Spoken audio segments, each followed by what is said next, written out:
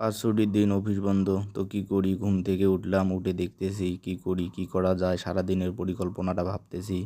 পরে ভাবতে ভাবতে একটা জিনিস চিন্তা করলাম, তারপর নিজের ফেসটিকে একটু ক্যামেরার সামনে দেখলাম যে কেমন লাগতেছে।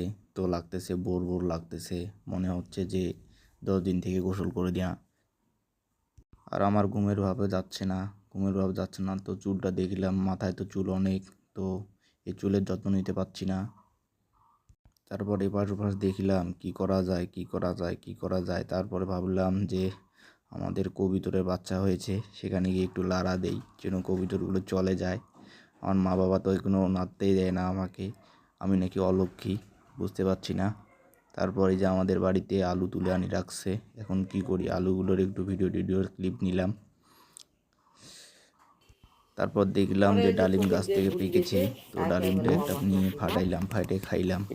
ওয়াও, কি টেস্ট, অনেক সুস্বাদু। কিন্তু ফোন ধরার লোক পাচ্ছি না, ক্যামেরা ধরার লোক পাচ্ছি না। তারপর এখন বসে আছি। তারপর ডালিমের শেষ অংশটুকু খেয়ে একটু রিল্যাক্সেশন করলাম, ভালো লাগতেছে না, পরে খাইলাম। অনেক টেস্ট। I love you.